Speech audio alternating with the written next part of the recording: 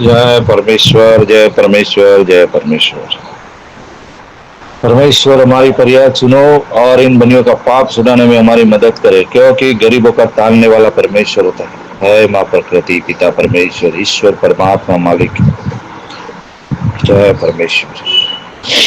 तो भाइयों, आज जो मैं किताब पढ़ता हूँ, हर रोज इसकी रिकॉर्डिंग भेजता हूँ, तो पूरे संसार में जितने भी खराबियां होती है, ये प्लेन केस होता है, बाप से पहले बेटा मर जाता है, कच्ची उम्र में लोग मर जाते हैं और तरह तरह की बीमारियां पाते हैं। इसके हाल से जिसका हाल अनूपदास जी महाराज ने अपनी किताब श्री जगत हित कहानी में लिख करके अर्थ किया है, उसको पढ़ पढ़ के सुनाता हूँ, तो इसको जरूर जरूर सुने और अपनी अपनी औलाद बचाने के लिए बंदोबस्त करें। बड़ाओ किताब मुफीदा मौसम व जगत हित कहानी, हर तस्नीफ शाह अनूपदास, मुत वतन मुल्क मारवा।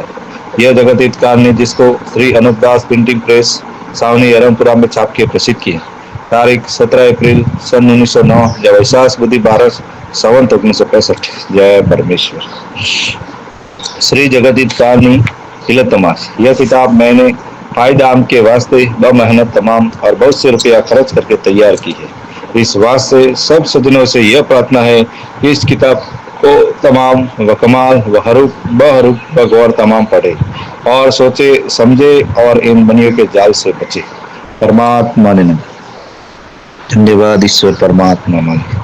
हजार हजार सूत्र वो ज्योति स्वरूप निरंजन निराकार का है कि जिसने जमीन व आसमान को बनाया और तमाम सृष्टि को पैदा किया, परंतु उसकी कारीगरी का भेद किसी पर जाहिर नहीं हुआ कि क्या भेद है। फिर मेरी जुबान से ईश्वर परमात्मा की तारीफ अदा नहीं हो सकती। जय परमेश्वर, जय परमेश्वर।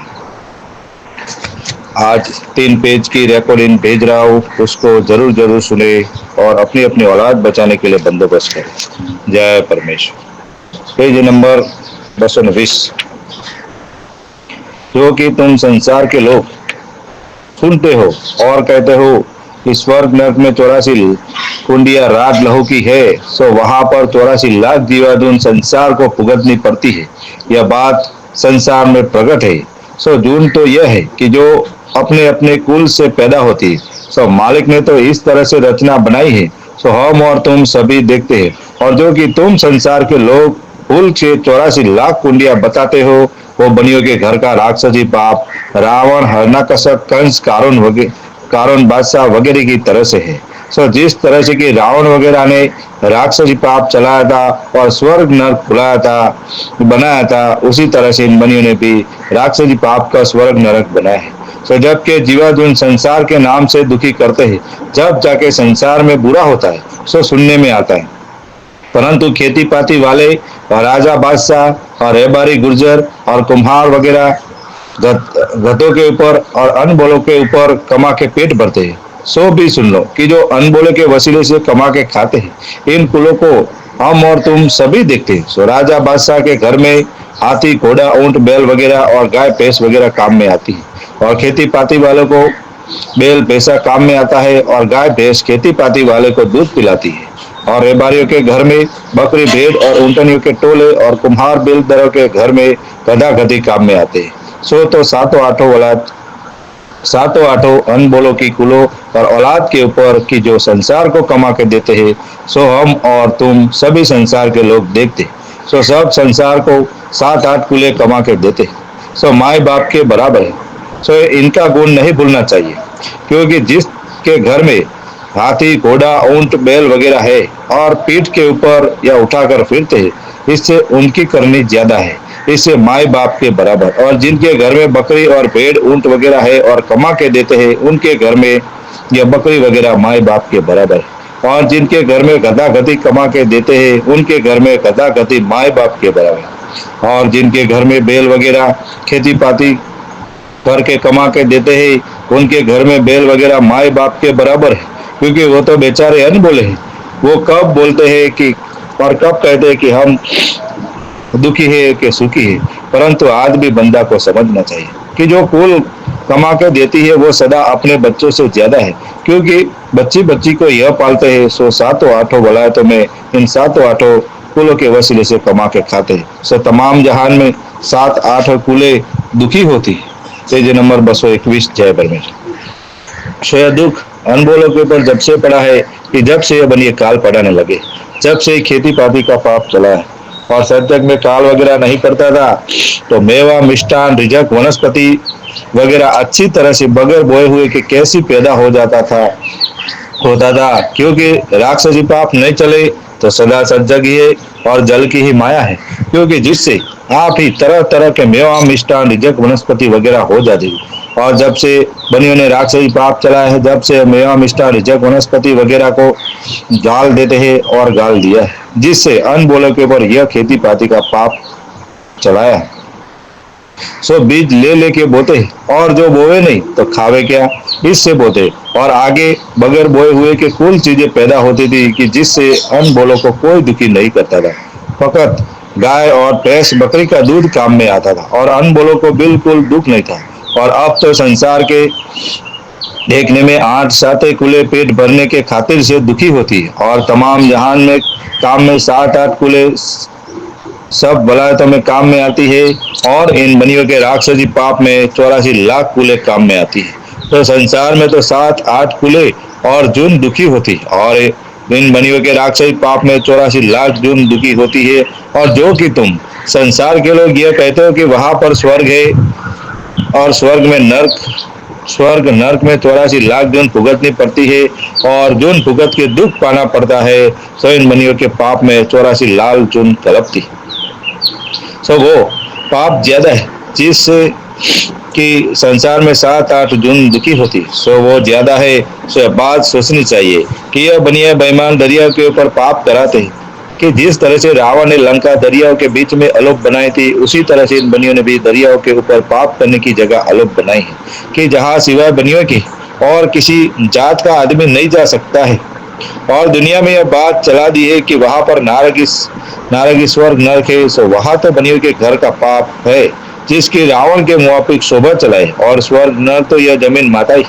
और रावण के वक्त में तो शनिचर को रावण ने दुखी किया था, जिसे शनिचर ने रावण के राक्षसी पाप की तलाश की और रावण से कहा कि तुम्हारे कुल में अलोक पाप जादू हो रहा है, सो मेरे नाम का जादू कराया है। सो मेरा भी भ्रम तुमने राक्षसी पाप में कैद किया है। जब शनिचर की बात को भविष्य ने अपने दिल में सोचा कि जो रावण के राक्षसी पाप, पेज नंबर 222, जय परमेश्वर, पाप को हम सच सच नहीं बताएंगे जब तो मेरी औलाद के मुझको भी गारत कर देगा। और जो रावण छल करेगा तो रावण भुगतेगा। इसे रावण के जाल को बताने से उतरेंगे। और रावण ने कोई राक्षसी वेद और टिप्पणा वगैरह और स्वर्ग बना के चलाए थे। सो शनिचर को राक्षसी पाप से दुखी किया, जिससे शनिचर रावण के राक्षसी पाप को अच्छी तरह से समझ गया और रावण की चोरी को संसार में प्रकट किया। सो संसार भी समझ गया और रावण ने लंका अलोप बनाई थी और वहीं पर स्वर्ग नरक राक्षसी पाप का बनाया था। सो वहां पाप कराता था। सो शनिचर को भविष्य ने लंका जो अलोप थी वो बता दी, परंतु रावण करता तो पाप था और शोभा चला दी थी स्वर्ग की। और रावण के पाप को रावण और भविष्य का ही कुल जानता था और संसार के लोगों को बिल्कुल भेद मालूम नहीं था। सो जबकि शनिचर को राक्षसी पाप से कल्पाया। जब रावण की चोरी शनिचर को मालूम हुई, जब शनिचर ने रावण की चोरी को प्रकट करके संसार के हाथों से जाल को छुड़वाया, जब संसार उठा है। और अब मुझ साधनव दास को शनिचर की तरह से बनियों ने अपने राक्षसी पाप से खेद किया है और मेरे नाम का पाप करा है, जिससे मेरा भी भ्रम खेद किया है। जब मैं भी इन बनियों की चोरी को लिख गया और समझ गया, सो यह बात मैं बनियों से कहता हूँ कि जिस तरह से शनिचर ने रावण के कुल से कहा था, उसी तरह से मैं भी बनियों के कुल से कहता हूँ कि जहाँ पर इन बनियों का मेला बढ़ता है तो बहुत से बनिए जमे होते, वहां मैं जाता हूँ और कहता हूँ कि तुमने रावण की तरह से और हरणाकशक वगैरह की तरह से राक्षसी पाप चलाया है। सो जब से कि तुमने राक्षसी पाप चलाया, जब से काल वगैरह भी डालना तुमने ही शुरू किया और इसी पाप में तुमने मुझे दुखी किया है, जिससे मैं तुम्हारी चोरी को पहचान गया और संसार को और गरीब अमीरों को और राजा बादशाहों को और साधु फकीरों को तुम्हारे जाल की मालूम नहीं, क्योंकि इनके देखने में तो तुम नेकी में चलते हो और गुप्ती पाप अपने आदमियों के हाथों से कराते रहते हो। सो सच सच बताओ कि जिस तरह से भविष्य ने लंका बताई थी, उसी तरह से तुम्हारी जात में भी पाप हो रहा है। सो बताओ, सो तुम भी भविष्य की तरह से उभरो, और जो कि तुम बनी हो रावण हरणाकशक वगैरह की तरह से राक्षसी पाप का स्वर्ग नर्क बनाए है, कि जिसकी शोभा दुनिया में हो रही, कि जो तुमने कई तरह के राक्षसी वेद और ग्रह चाला के टिप्पणी वगैरह चलाए, सो भी शोभा दुनिया में तुम्हारे राक्षसी पाप की हो रही। जय परमेश्वर, जय परमेश्वर, जय परमेश्वर, जय परमेश्वर। तमाम जहान के बच्चे बचने के लिए सात धनुर्दास लिखी किताब जगत हितकानी पढ़े और पढ़कर बंदोबस्त करे, वरना ये हिंदुस्तान के बनिए इस जमीन माता के ऊपर किसी को भी जिंदा नहीं रहने देंगे और हर तरह की बीमारियां रोग बीमारियां करके कच्ची उम्र में मार देंगे।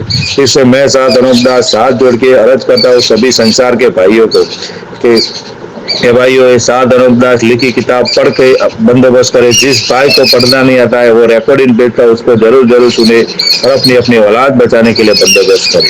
जय परमेश्वर।